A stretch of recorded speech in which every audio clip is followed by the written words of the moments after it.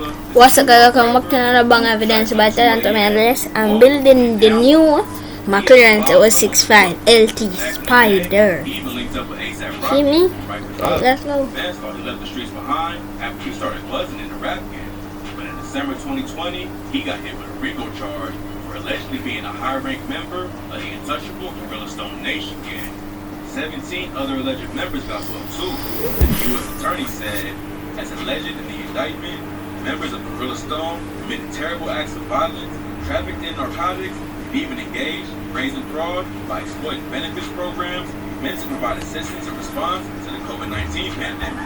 Back in May, Casanova pleaded guilty to his racketeering and drug charges, and now he's facing up to 60 years in prison. He's scheduled for sentencing on December 6th, and his lawyer plans on getting him out as soon as possible. Guys, this block is nice. I think this is carbon block. Demonstrates to the court Mr. Senior is a good man, a good father, and lover. And someone the court can feel confident but not reoffend. Hopefully, the judge takes it easy and doesn't throw the book at Casanova. He's facing a minimum of 5 years in prison. And if he keeps his head down, stays out of trouble, he could be out even sooner. But if the judge decides to make an example out of him, Cass might spend the rest of his life behind bars. What we're doing?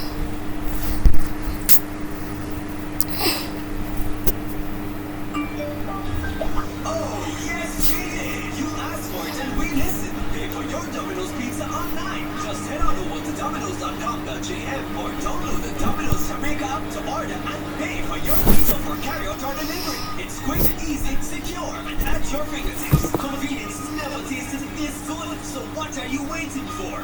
Order and pay online now at Domino's.com.jm. How do you go from attending science events, making all A's and B's, to one of the deadliest gang members of all time? This is Jakira Barnes, the female assassin, rapper's female.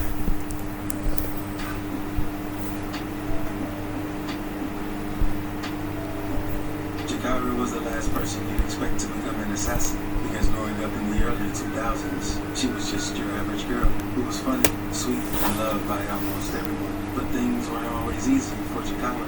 Since she grew up in the south side of Chicago, one of the most dangerous hoods in America. And at just 1 year old, she lost her father to gun violence since he was killed in front of their home. And the violence in the neighborhood was steadily increasing. And just a few years later, Jakira witnessed her older brother get gunned down right in front of her eyes. So death quickly became a common theme in her life and seriously impacted her. But this didn't stop her from striving, since school was the one thing that made her happy. She attended the school's math and science events. She even was an honor roll student who dreamed of becoming a social worker. But in the middle of Jakira's 9th grade year, something changed. Her grades started getting worse, and she started having behavioral issues. And she was spending way more time on the block with her friends from the 63rd block in Chicago. And Jakira was quickly influenced by the wrong crowd. So she started fighting girls from rival neighborhoods like TYMB and their biggest rivals, basically right across the street, known as Oakland. And these fights started escalating to gunplay, and Jakira would start to lose more and more of her friends. And on January 2011, her life would completely change for the worse. On this day, her best friend Tuka was standing at the bus stop when the car pulled up on him and started letting off shots. The gunman shot Tuka several times, and he was later pronounced dead on the scene at just 15 years old. And once Jakira and the other gang members found out about Tuka's death, they decided to change the name of their gang to Tukaville to pay love and respect to their fallen soldier. And they would also say they were smoking on Tuka as a way to pay respect. But the opposition of Tukaville took this saying and turned it into a line of disrespect. Since when rising Chicago star Chief Keef got a hold of the saying, he would often say how he was smoking on Tuka.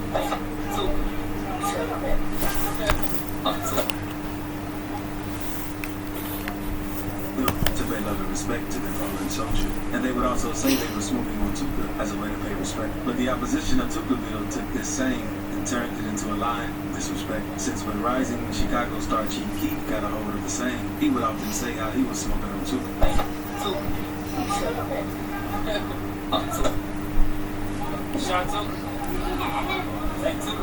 So Jakira's best friend quickly became one of the most disrespected men in all of Chicago, with Cheap Keef going viral. And this quickly made Jakira want to seek revenge, since she couldn't take any more after losing so many loved ones. So after Tuka's death, older member Boss Trail from the gang would take Jakira under his wing and teach her and the other gang members about gunplay and how to handle their weapons. And on August 10, 2011, Jakira and the gang members celebrated since it was Tuka's birthday, and FBG Duck, another Tukaville member, decided to film one of his music videos this day. And after filming, Jakira, along with all the Tukaville members, adrenaline was through the roof, and they felt like Tuka's birthday would be the perfect day for revenge. So Jakira, along with another member, went searching for Ops, and they spotted Odie Berry walking and sent multiple shots at him, causing him to lose his life.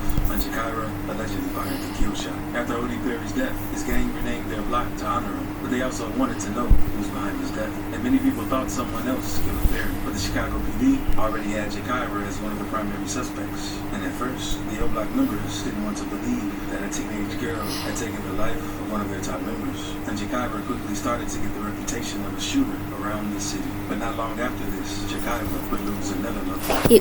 The carbon falls part is going to make it light if you guys know Even though what. his mom moved him out of Chicago to escape violence. But one day, Taekwon came to Chicago so he could go to a party with Jakira, which wasn't a good idea, because at the end of the party, a fight broke out amongst a group of men, and gunshots rang out, with one of those bullets hitting 13-year-old Taekwon. And Jakira was there to witness another loved one lose their life in front of her eyes. So Jakira was truly heartbroken after Taekwon's death and changed her social media to Taekwon Assassin. She even created a subset of Tukaville named Taekwon World, which featured the younger members of the gang. And it didn't take long for Taekwon World to gain a reputation for dropping bodies, since Jakira would instruct the youngins to slide on gangs they were beefing with, while she focused on the bigger targets. At this point, a real war was going on, and Jakira and the rival gangs continued dissing the dead members on social media, only making things worse. So on September 25th, 2012, Jakira got into a fight with a rival member, King Von. As soon as they saw each other on the train, King Von punched Jakira in the face multiple times. And once he got home, he went to Twitter to let everybody know what he did to her. And Jakira would acknowledge what happened, saying he only bruised her face. But it was all good since her 40 cal could leave a hole in King Von's face. And a few days later, Jakira would tweet at King Von to let him know she beat up an O Block member on the train. And King Von would acknowledge these tweets, saying,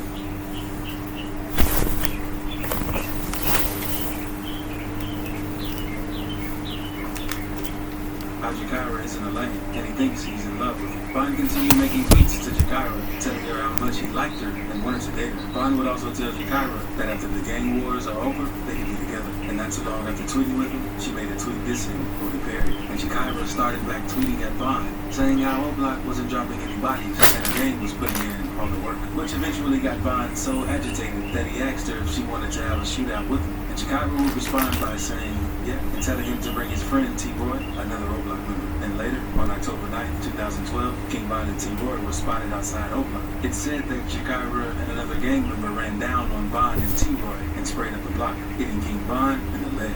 And Von would make light of being shot in the leg since he didn't do much to it. But T-Boy was serious about the situation and tweeted, I'm going to kill this. But Jakira wasn't done, since not long after this, she shot the female cousin of T-Boy, and she was later arrested and questioned about the incident. Even though T-Boy's cousin survived the attack and named Jakira as the shooter, no charges were ever brought against her. And not long after this, she tried murdering her ex-boyfriend, Kato 600, since he was cool with O Block, because one day she saw him by O Block and tried running down on him, but he ended up escaping. But not long after this, Tukaville was released on members, including Boss Trail, one of the most important members. This hit them all, and they swore to get revenge for Trail's death.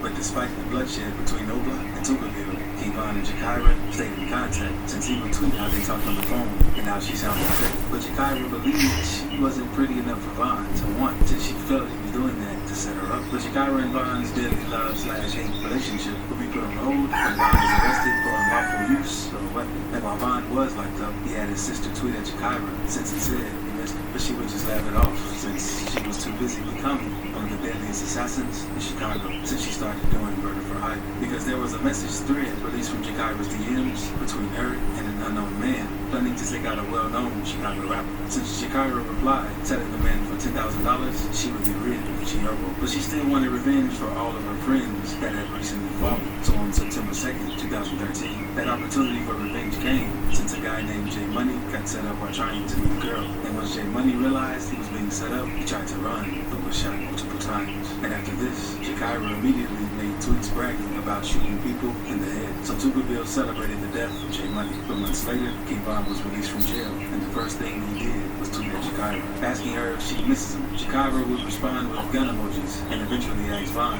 how it feels to lose his homie while behind bars. And Von didn't respond to this comment. He instead made a tweet saying, R.I.P. Jay Money. But death would once again pay Shakira a visit, since she would lose Lil B, but it wasn't the ups who got to Lil B, it was the police. A massive police presence between Everhart and Rhodes on 63rd. Patrol cars, blue lights flashing after a police-involved shooting. Yeah, shot 7 times on Rhodes, right down on the police. Friends say 19-year-old Rasan Shah had just left them to get something to eat. And the death of Lil B destroyed Shakira, and she completely broke down at the funeral. And since she was in pain, she wanted her ops to be in pain, especially Chief Keef, due to all the dissing he was doing towards Tupac. But he had already moved out of Chicago after making it in the rap game, but he still had family in Chicago. So in the early morning hours of April 10, 2014, Chief Keef's cousin, Blood Money, was sitting in front of his family's home when he was approached by a gunman and shot multiple times. And Shakira would let it be known that she was responsible for the death of Blood Money, but not even the death of her enemies could heal her, since she would go on social media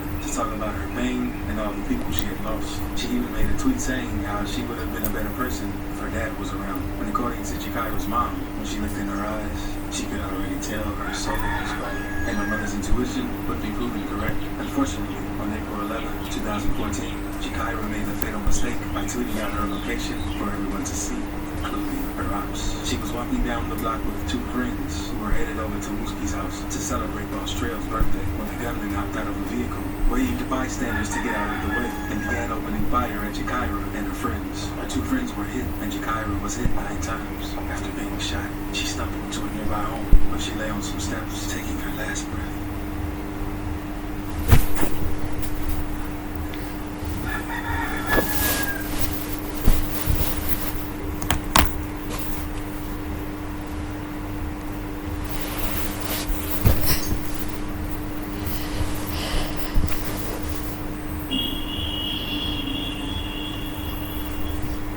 Guys, this is the race car, boy. I don't need no audio. More than 60 people shot over the weekend, a third of them under the age of 17. Chicago faces an epidemic of gun violence. This year alone, more than 2,100 people have been shot, more than 400 killed.